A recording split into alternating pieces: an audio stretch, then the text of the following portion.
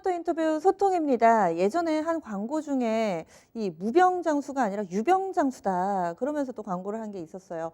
이 100세 시대라고 해서 대부분 이제 이 인간의 생명이 연장되고 오래 사시긴 하는데 그 기간 동안에 얼마나 건강하게, 얼마나 행복하게 잘 사는가 이 부분도 중요하죠. 그래서 결과적으로는 또 얼마나 내가 잘 죽음을 맞이할 수 있는가 이런 부분에 대한 고찰도 깊어지고 있는 요즘입니다. 존엄사와 관련된 부분도 이슈가 되고 있는데요. 그래서 오늘은 웰다인과 관련된 주제 토마토 인터뷰 소통에서 다뤄보고자 합니다. 경기대 대체의학대학원 스포츠재활치료 전공의 김명미 교수 모셨습니다. 안녕하세요. 네, 반갑습니다. 네, 오늘은 어찌 보면은 좀 무겁고 어려운 주제일 수도 있는데 이 부분을 쉽고 또 우리에게 상당히 실질적으로 설명을 해주신다고 하셔서 저희가 모셨습니다. 일단 웰다잉이 어떤 건가요? 네, 결론부터 말씀드리자면은 웰다잉이라고 하는 것은 내가 건강하게 죽음을 잘 맞이해서 죽을 수 있는 것을 우리가 웰다잉이라고 하는데 아무렴 우리나라가 이제 100세 시대가 도래되고 예전에는 뭐 지금도 마찬가지겠지만 삶의 질에 대한 관심이 높았습니다. 하지만 고령 사회에 고령 인구가 많아지다 보니까 심지어 요즘은 죽음의 질까지도 생각할 수 있는 그러한 단계가 되는 것 같습니다. 그 시간을 보면은 크로노스 시간과 카이로스 시간이 있죠. 네, 그게 네. 어떤 건지 좀 저희 차트가 좀 준비되어 있는데 보면서 설명을 좀 해주세요. 크로노스, 카이로스, 네, 어떤 걸까요? 크로노스 시간이라고 하는 것은 뭐 우리의 의지와 상관없이 그냥 시계적인 시간입니다. 네. 그냥 봄, 여름, 가을, 겨울 가듯이 시간이 그렇게 흘러가는 그러한 것을 크로노스 시간이라고 하고 네. 카이로스 시간이라고 하는 것은 어떻게 보면은 마음의 시간을 이야기하는 거죠.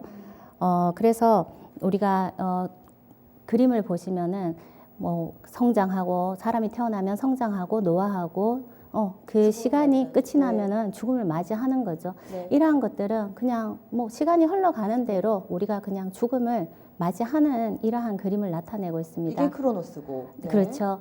다음 그림을 한번 보면은 네. 이제 그 웰이라는 말이 붙어 있죠. 네.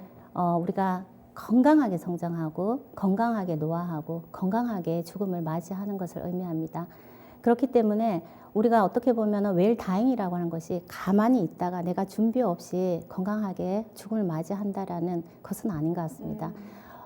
내가 이렇게 웰에이징 건강하게 네. 나이를 들고 네, 노화가 건강하게 되고. 노화가 네. 되면서 저러한 그래프를 봤을 때 잘 성장하고 노화하고 잘 노화하고 그럼으로써 우리가 웰빙 라이프를 가지고 있었을 때 결국은 우리가 성공적인 웰다잉으로. 노화도 할 수 있고 그 성공적인 노화의 끝이 정말 과연 진정한 웰다잉이 되지 않는가 그렇게 생각해 네. 봅니다. 어떻게 보면 웰빙의 연장선상이 될 수 있을 것 같아요. 그렇죠. 네. 당연히. 네. 그런데 웰빙은 저도 뭐 기사가 나오면은 잘 읽어보거든요. 근데 웰다잉 얘기가 나오면은 뭔가 흠칫하면서 안 보게 되고 그런 게 있어요. 게다가 대한민국 사회에서는 죽음이라는 부분을 화두로 내세우기가 좀 어려워서 뭔가 아직까지는 이와 관련된 의식 수준이 아직 낮지 않는가 뭐 이런 생각도 해보는데 교수님 보시기엔 좀 어떤가요?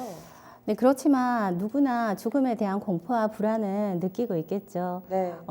그렇지만 죽음은 누구나 한 번쯤은 경험해야 되는 그쵸. 일이죠. 네네. 그래서 우리나라 국민들의 의식 수준을 살펴보면은 고령화 사회에 있어서 이제 그 웰다잉이라는 의식 수준이 아주 필요한 단계에 놓여 있는 것은 사실입니다. 네. 뭐 저도 예비 노인이고 누구나 죽음은 피해갈 수 없는 현실이 되겠죠. 이런 말이 있습니다. 지자일사 우자만사라는 말이 있죠. 지혜로운 사람은 한 번 죽지만 어리석은 사람은 수도 없이 죽는다라는 이런 뜻입니다. 그래서 우리가 그 죽음은 누구에게나 똑같은 것이 아니며 그리고 죽음을 맞이하는 모습은 모두가 다르다고 합니다. 그렇기 때문에 어떻게 보면은 삶의 의미와 죽음은 반비례한다라고도 말을 할 수가 있어요. 삶의 의미가 클수록 죽음이 그만큼 좀 가볍게 느껴지기도 한다고 하네요. 네. 그래서 이제 죽음을 우리가 당하는 그러한 그 생각보다도는 죽음을 맞이해야 한다는 그런 생각을 갖는 게 아주 긍정적인 생각을 갖는 게 좋은 것 같고 네. 그러므로 죽음이라는 불안과 공포 좀 전에 말씀하신 좀 무겁죠 힘들고 누구나 하기 싫지만 그렇게 그래도 이런 고통이라는 그 죽음이라는 고통의 중력에서 좀 벗어날 수 있는 것이 그것이 이제 진정한 웰다잉 할 수 있는 방법이라 생각합니다. 피할 것만이 아니라 오히려 직면해서 맞닥뜨리고 담담하게 우리가 웰다잉을 준비해 봐야 되는 것 같은데 이 표 같은 경우도 그래서 다잉, 이 죽음을 고민해야 하는 인구가 늘고 있다 이런 부분을 표현한 거죠? 그렇죠. 어떻게 보면은 네. 우리나라도 지금 그 연간 사망자 수 추이가 지속적으로 연간 늘어나고 있고 또 다음 그림을 보시면은 네. 네. 그 암 사망자 수 및 사망률이 네. 또 저렇게 연간 네. 지속적으로 늘어나고 있습니다. 그래요. 네, 네, 네. 그렇군요. 지금 앞서서 웰빙의 연장선상에서 웰다잉을 생각을 해야 하고 말씀해 주신 것처럼 사실 옛날에 뭐 80세, 70세 이렇게 뭔가 수명이 정해져 있었을 때는 아둥바둥 살다 보면은 어느덧 죽음의 그렇죠. 문턱이랬었는데 이제는 은퇴하고 나서도 죽음을 생각할 시간이 그만큼 길어졌다. 노령화 세대가 됐다 이 얘기를 하시는 거잖아요. 그러면 은퇴 이후가 정말 중요할 것 같은데 이 시간을 웰다잉을 위해서 우리가 어떤 점들을 준비해야 되고 또 어떻게 활용을 하는 게 좀 좋을까요? 네, 그 100세 시대가 지금 하도가 되고 있는데 우리나라는 그 노인 빈곤율 그리고 노인 자살률이 OECD 국가 중 1위랍니다. 통계청 자료에 따르면은 네. 이러한 자살의 원인은 경제적 빈곤 그리고 신체적인 건강에 이유가 있다고 합니다. 네. 어떻게 보면 은퇴라고 하는 것은 개인적인 시점이 물론 다를 수가 있겠지만 뭐 20년, 30년, 길게는 50년까지도 내가 원치 않는 여가를 보내야 되는 은퇴 후의 삶을 살게 될지도 모르죠. 그래서 어떻게 보면은 역할 없는 역할이 될 수가 있고 또한 이제 그 원치 않는 여가로 고통을 받을 수 있는 그런 시간을 내가 직면해야 될 수도 있겠죠. 뭔가 나는 갑자기 어느 순간 쓸데없는 사람이 된 것 같고 이런 심적인 어려움, 부담감 이런 거 그래서 말씀하시는 가장 거죠? 힘든 거는 물론 이제 뭐 경제적인 빈곤도 힘이 그렇죠. 들지만 이게 신체적인 건강이 쇠약해짐으로써 또 마음의 병도 생기기도 맞아요. 합니다. 네. 소외감이 들고 자존감이 사라지고 또 1인 가구가 늘다 보니까 네. 고독감에 의해서 또 사망하는 수도 많이 네. 매년 증가하고 있죠. 그러면 이러한 어떻게 해결 방안을 한번 생각해 볼 수가 있는데 네. 재사회화가 저는 중요하다고 생각해요. 은퇴 후에 재사회화. 재사회화를 어떻게 할 것인가. 적극적인 여가 활동을 참여함으로써 뭐 앞서 말씀드린 뭐 소외감, 자존감, 고독감을 스스로 회복하려고 하는 노력이 필요합니다. 절대적으로. 또한 경제적 빈곤, 또 이렇게 그 신체적인 건강에도 좀 도움이 되고자 재사회화를 통한 적극적인 여가 활동을 그 은퇴 후에는 스스로가 참여하고 긍정적인 마음을 필히 가져야지 된다라고 생각합니다. 네. 그래서 이제 은퇴 후의 여가는 단지 뭐 휴식만을 취하는 그런 여가가 아니라 재사회화를 통한 경제적, 신체적 건강을 유지할 수 있는 방법의 의미를 지니고 있다고 봅니다. 사회화는 어렸을 때만 하는 게 아니네요. 이제 제2의 사회화 과정이 될 것 같습니다. 그러면은 이 웰다잉을 위한 사회적인 이런 제도적 뒷받침이 좀 되고 있나요?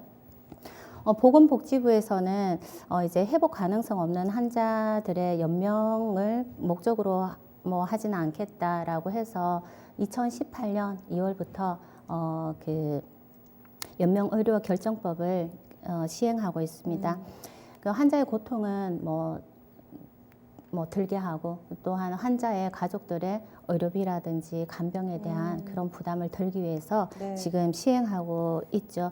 하지만 많은 논란들 있어요. 가운데 맞아요. 네, 네. 앞으로도 더 많은 논란들은 일어날 거라고 뭐 생각해 봅니다. 그래서 하지만 이제는 우리도 우리 사회도 죽음에 대한 이런 논의가 본격화돼야 한다고 생각하며 죽음에 대해 너무 무겁고 어렵고 마냥 이렇게 그 고통스럽고 불편하다고만 생각하는 것이 아니라 긍정적으로 받아들일 수 있는 그 앞서 말한 웰다잉을 위한 사회적 여건이 조성되어야 될 것이라고 생각합니다. 요즘에 아이들한테도 뭐 이런 비슷한 교육이 있다면서요? 어떤 건가요? 네, 그 초등학교에서 네. 뭐 초등학생들은 뭐 죽음에 대해서 더 막 무섭게 여겨질 그쵸. 수도 있으니까 그 학교마다 뭐 죽음에 대해서 토론하기라든지 묘비명 쓰기, 입간 체험, 뭐 유서 한번 써보기 해서 죽음을 좀 자연스럽게 받아들일 수 있도록 하는 교육을 실시하고 있기도 하고 또 이제 그 지자체 중심으로 이러한 그 웰다잉 교육을 조금씩 실시는 네. 하고 있습니다.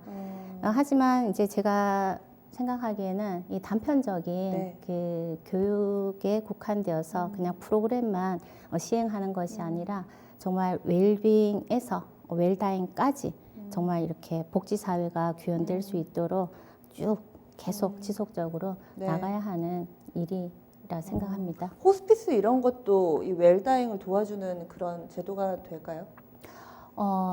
호스피스 제도도 또 찬반의 논란들이 많더라고요. 정말 뭐 과연 웰다잉은 그냥 뭐 고통 있는 환자들이 고통을 줄이고 네. 그 편하게 집에서 내가 생활했던 곳에서 그냥 뭐 죽음을 맞이하겠다라는 사람도 있고 또 호스피스라는 병동에서 내가 좀 케어를 받으면서 좀 덜 고통스럽게 죽음을 맞이하겠다라는 그런 좀 개인의 차가 있는 것 같습니다. 그렇군요. 그러면 해외에서는 이 웰다잉을 어떻게 다루고 있나요?